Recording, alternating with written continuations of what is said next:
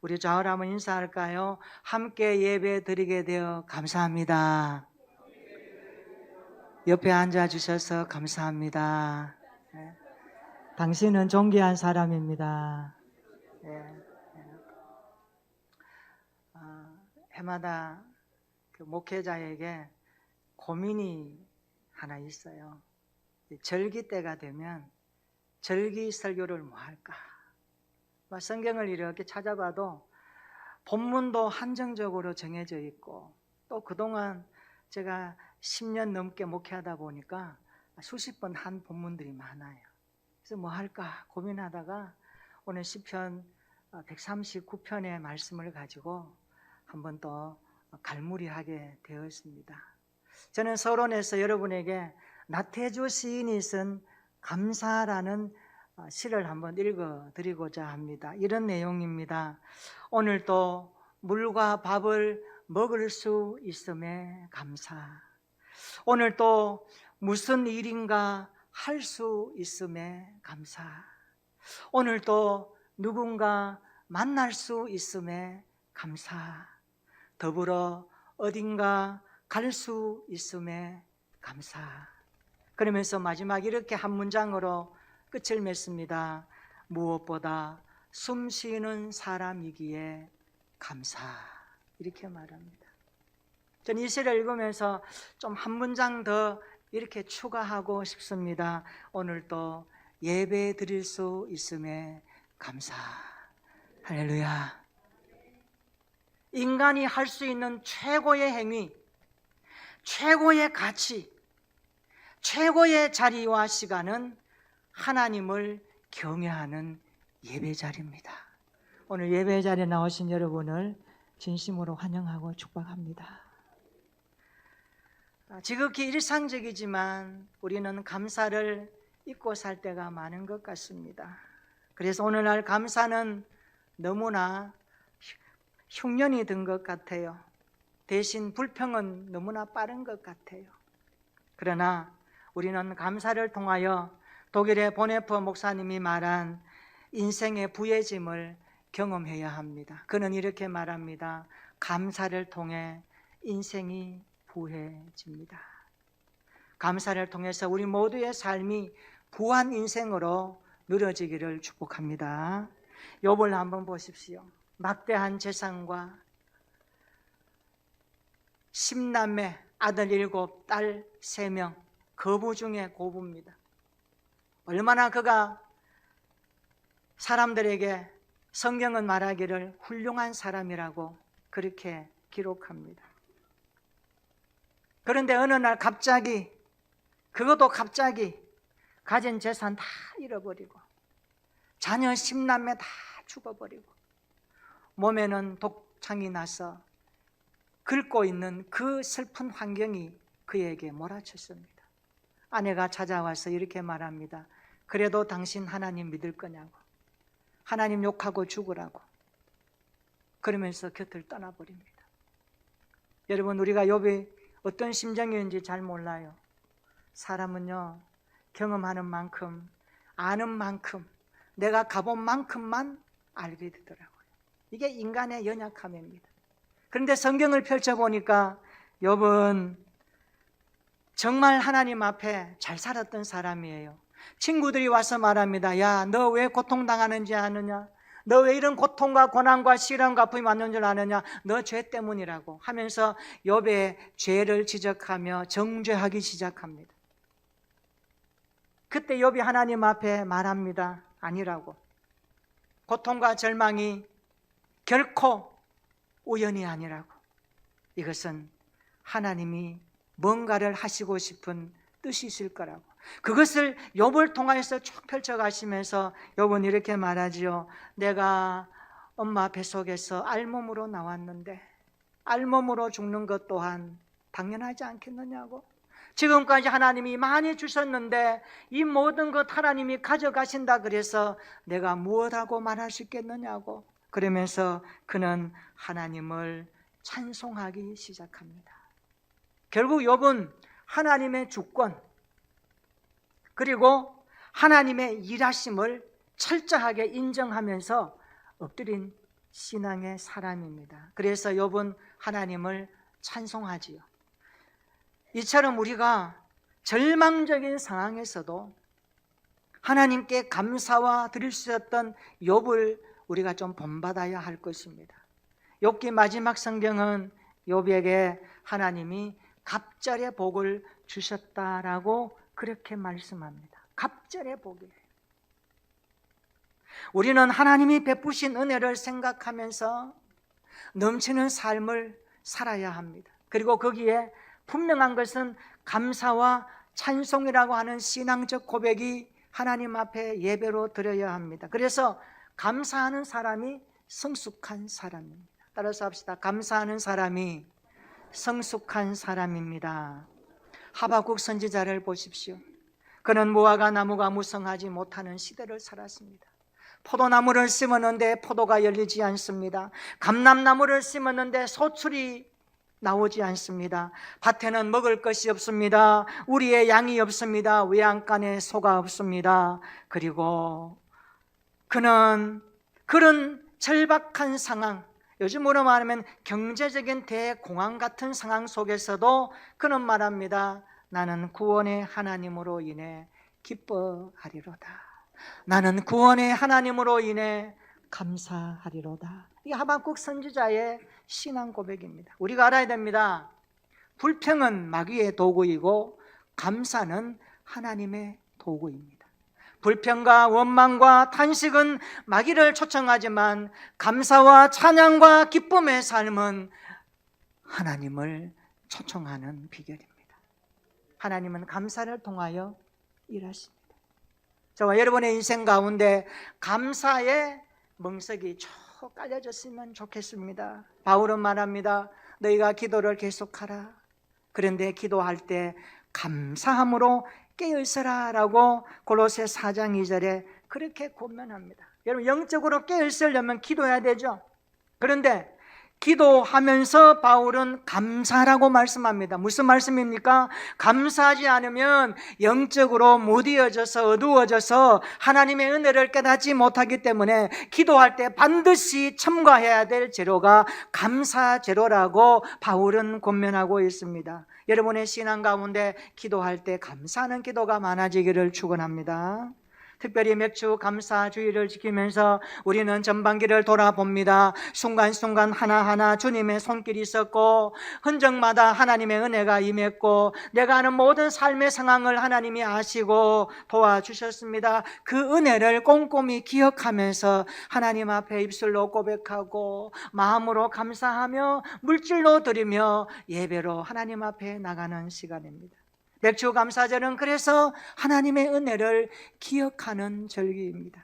범사에 하나님의 은혜를 잊지 않고 살아가는 자가 그리스도인입니다. 감사는 그래서 하나님의 은혜를 아는 신앙적 표현입니다. 감사는 하나님의 은혜를 묻어두지 아니하고 밖으로 드러내는 예배자의 강력한 행동입니다. 그래서 그동안 베풀어 주신 하나님의 은혜를 우리는 기억하고 그것을 고백하고 하나님 앞에 나아가야 합니다.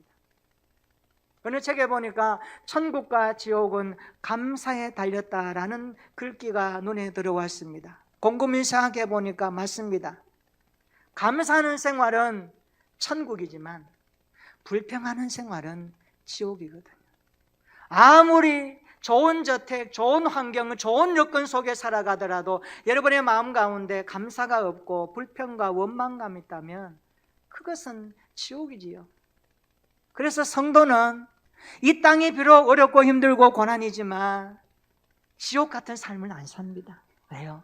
우리 안에 주님이 계시고 감사의 은혜가 있기 때문에 우리는 어떤 상황 속에서도 감사합니다. 이 또한 하나님이 하실 것을 기대하면서 감사합니다 고백할 수 있는 줄로 믿습니다. 오늘 추수감사주의를 예배드리면서 우리 인생이 감사로 물들어가는 삶이 되었으면 좋겠습니다. 바울서신 읽어보면 바울은 말세에 나타나는 특징 가운데 이렇게 말합니다. 사람들이 감사하지 아니하며 라고 표현합니다. 감사하지 아니하며. 우리 성도들에게 감사가 흉년 들면 안 됩니다. 여러분, 감사가 흉년 들지 않기를 바랍니다. 여러분의 마음 가운데 감사가 풍성하기를 축원합니다. 예수님 믿는 성도는 감사가 풍성해야 합니다. 예배를 드리면서 감사의 신앙을 오늘 회복할 수 있기를 주님의 이름으로 축원합니다.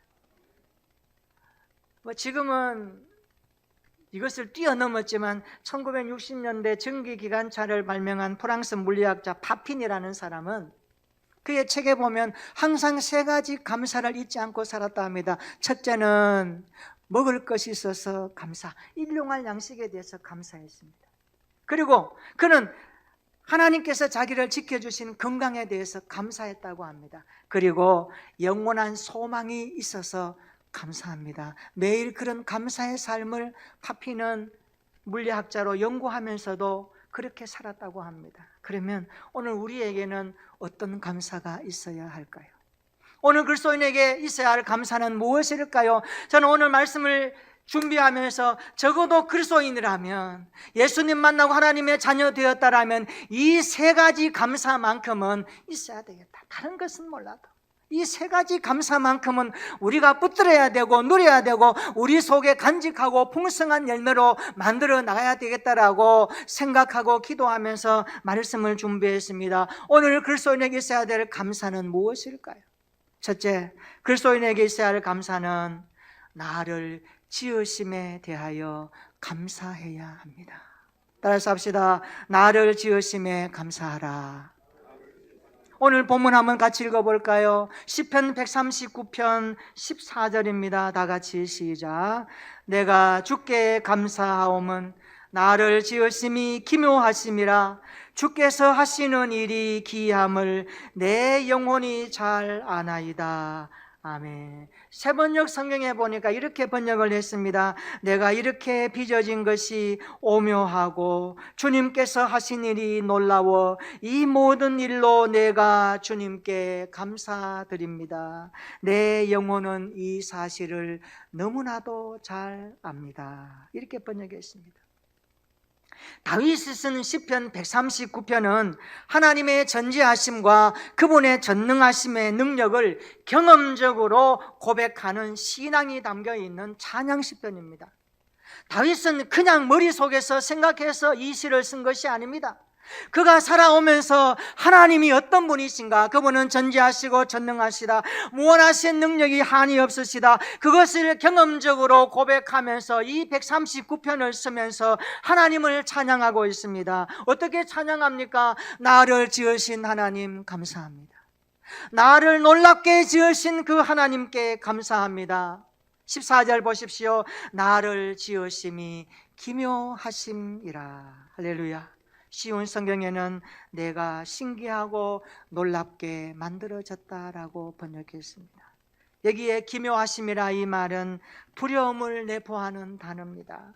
이 말은 인간을 만드신 하나님의 오묘한 놀라운 것들을 포함하고 있는 단어입니다. 그래서 그분 앞에 서고 보니까 놀랍도록 두렵다는 그런 말입니다.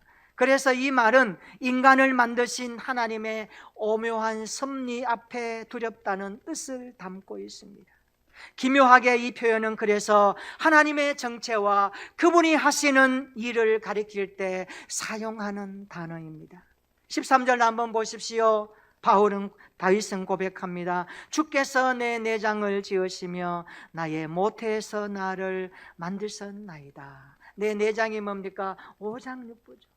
우리의 몸을 만드신 분이 하나님이십니다. 그래서 욥은 고난 가운데서도 그는 욥기 10장 14절에 말합니다. 하나님께서 우리를 만드실 때에 피부와 살을 내게 입히시고 뼈와 힘줄로 내게 엮으셨다.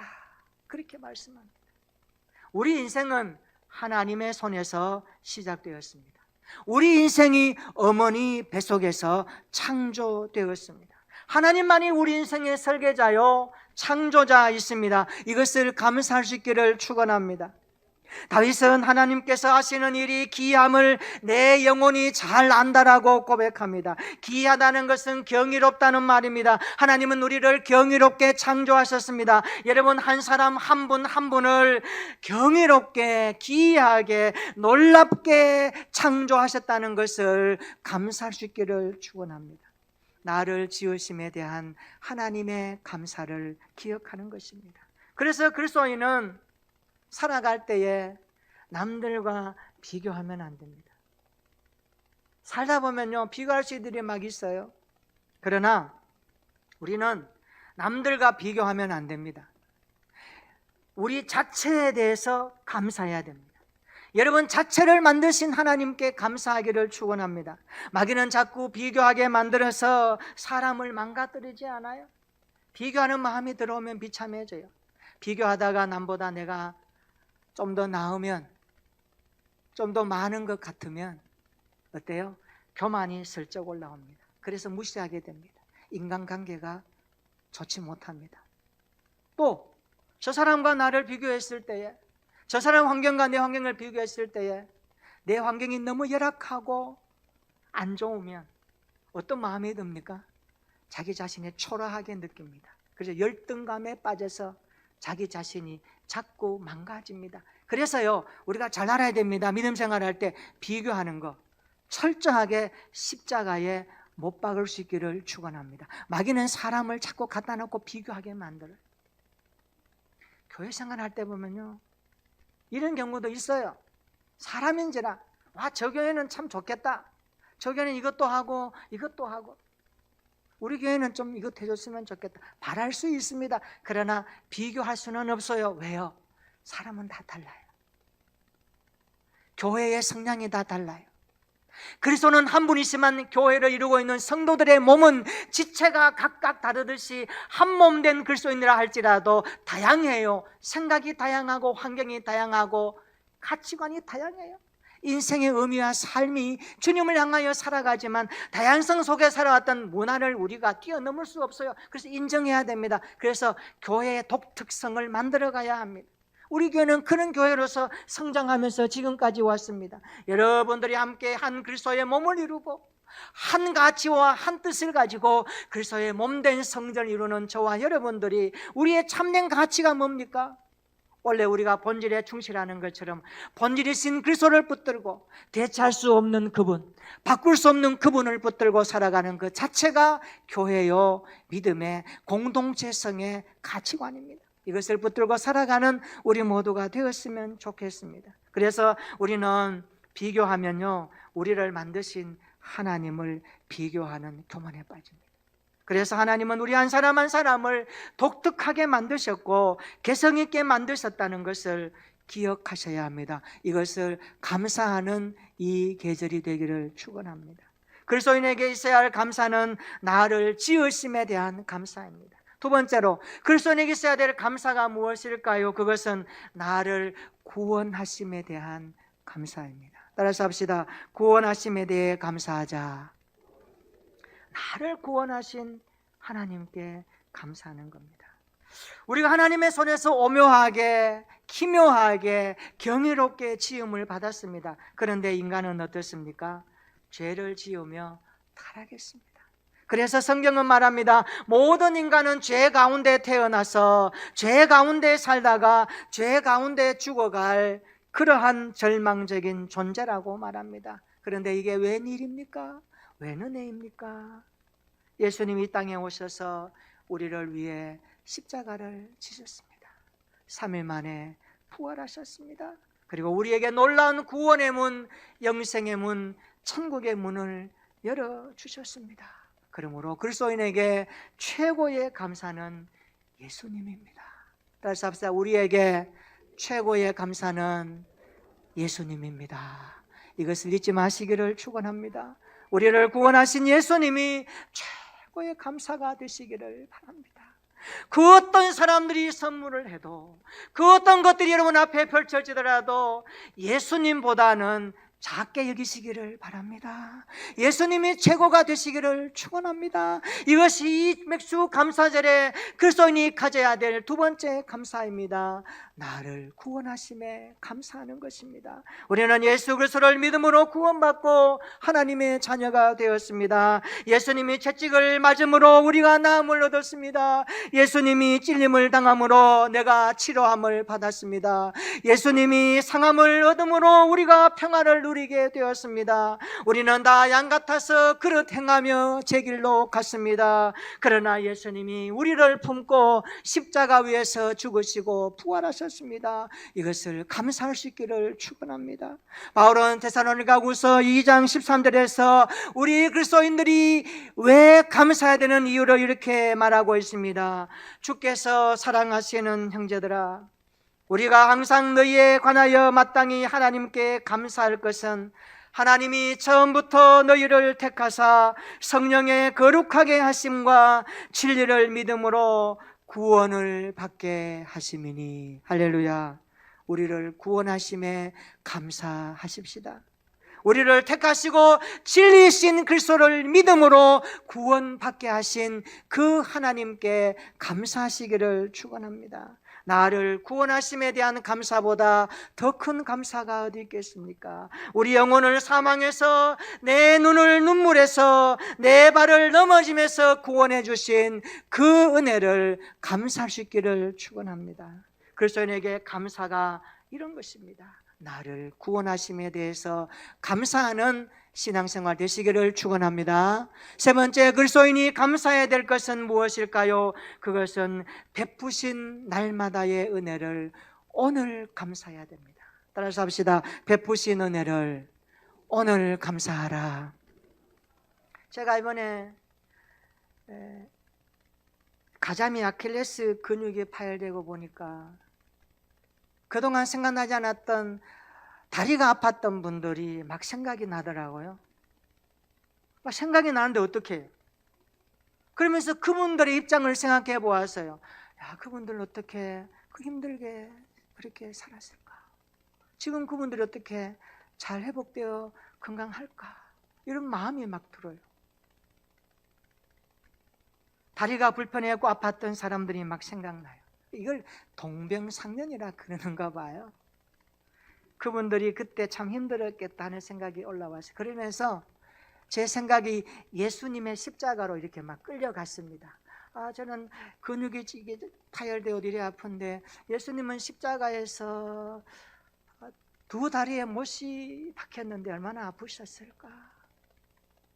그때 주님이 어떤 생각으로 십자가를 받으셨을까? 성경을 찾아보니까 주님은 7마디 말씀을 하셨는데 그 중에 한 말씀이 이런 것이었습니다. 아버지, 저들을 사하여 주옵소서. 자기들이 하는 것을 알지 못합니다. 저는 이 말씀이 그냥 그렇게 지나갔는데 이번 아프고 보니 이 말씀이 이렇게 들어오더라고요. 여기서 저들이 누굴까요? 예수를 못 박았던 로마 군병들, 대제사장들, 유대인들 아닙니까? 그분들만 예수님이 해당하게 말씀하실까요? 가만히 보니까 내 자식이더라. 우리가 얼마나 죄성을 가지고 구원받았음에도 자기 이기심과 자기 중심과 자기 생각이 고착화 되어 자기 중심의 삶을 펼치는지 모릅니다. 그래서 우리는 예수님의 마음에 또 얼마나 아픔을 주는, 고통을 주는 삶을 비춤으로 살아가는지 몰라요. 그러니까 우리가 이것을 알면은 바울처럼 이렇게 기도할 수 있겠더라고요. 나는 날마다 십자가에 죽노라. 십자가에 죽는 거예요. 여러분 한번 보세요. 육신의 정욕과 안목의 정욕과 이생의 자랑이 하루에 안 올라올 때 없습니까? 계속 올라와요. 날마다 올라와요. 이게 우리 인간입니다. 그래서 예수님은 우리가 정말로 이렇게 죄성에 젖어서 이기심으로 살아가는 이런 것들을 품고 주님이 십자가를 지셨다라는 것이 생각났습니다. 그러면서 주님이 자기의 핏값으로 교회를 세우시고 성도로 부르시고 오늘 지금까지 하나님 앞에서 얼마나 교회를 통해서 성도들을 통하여 비춤받게 하시고 목회자를 통하여서 말씀을 듣게 하시고 기록된 성경을 통하여서 하나님의 은혜가 얼마나 소중하고 귀하다는 것을 깨닫게 하시고 가르쳐 주셨다는 것을 우리가 알 때에 우리가 어떻게 반응해야 되겠습니까? 은혜입니다. 은혜입니다. 하나님이 하셨습니다. 이것이 감사가 되기를 축원합니다. 학교에 다니고 직장에 다니면서 일하는 하루하루에 베푸시는 은혜가 있습니다. 교회와 성도들을 통하여, 목회자를 통하여 주시는 은혜가 있습니다.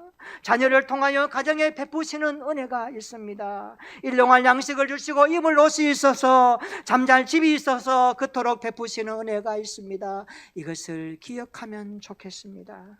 이것을 감사하는 오늘 되기를 주님의 이름으로 축원합니다. 그래서 성도는 끝까지 십자가 그 은혜를 붙들고 살아가야 합니다. 이 은혜를 알면, 이 은혜를 기억하면 이런 우리의 삶의 자세가 달라집니다. 어떻게 해요? 끝까지 십자가 그 은혜를 붙들고 달려가겠노라. 그렇게 고백할 수 있습니다. 저와 여러분들이 그런 믿음의 사람들이 되었으면 좋겠습니다. 일제 35년 강점기 시대에 신사참배를 거부하고 순교했던 많은 분들이 있습니다. 우리는 그분 가운데 주기철 목사님을 잊을 수가 없습니다. 그분은 신사참배를 거부하고 일사각오의 신앙으로 순교했던 분입니다. 주기철 목사님이 신사참배 강요할 때에 왜 끝까지 굴하지 아니하고 이길 수 있었을까? 그 힘이 무엇일까? 저는 좀 고민이 되었어요. 그 힘이 어디서 나왔을까? 그런데요, 주기철 목사님이 한 마지막 설교문에 보면 그 힘을 발견할 수가 있습니다. 주기철 목사님이 한 설교집이 좀 있는데요, 그 가운데 마지막 하셨던 설교 가운데 이런 내용이 나옵니다. 처음에는 우리가 십자가를 지고 살아가지만 나중에는 주님이 우리의 십자가를 져 주십니다. 주님을 위하여 오는 고난을 이제 내가 피하였다가 이 다음에 내가 무슨 낯으로 주님을 대하러 오리까? 그러니 여러분의 십자가를 지십시오. 이 다음에 주님이 너는 내 이름과 평안과 즐거움을 다 받아 누리고 내가 준 십자가 고난을 어떻게 했느냐고 물으실 때 뭐라고 대답하시렵니까? 내가 무슨 말로 대답해야 합니까? 그러면서 똑같은 말로 반복합니다. 처음에는 우리가 십자가를 지지만 나중에는 주님이 우리 십자가를 져 주십니다. 십자가 내 주의 십자가만 바라보고 달려갑시다. 이게 주기철 목사님 이 땅에서 한 마지막 설교입니다. 그래서 그분은 감옥에서도 끝까지 신앙을 지키며 오늘 우리 시대에 이 십자가를 붙들고 살아가는 저와 여러분들에게 응원합니다. 여러분, 십자가 은혜를 잊지 말고 사십시오. 그분의 은혜를 붙들고 사십시오. 이것이 성도가 달려갈 신앙의 본분입니다. 그렇습니다. 성도에게 있어야 될 감사는 여러 가지입니다. 특별히 오늘 세 가지를 기억합시다. 나를 지으심에 감사합시다. 나를 구원하심에 감사합시다. 매일 베풀어 주시는 그분의 은혜를 오늘 감사합시다. 이 은혜로 주님의 십자가를 붙들고 우리가 이 세상 가운데 살아 주님 오실 그날까지 넉넉하게 승리하는 믿음의 승리자들이 되시기를 예수님의 이름으로 축원합니다. 아멘.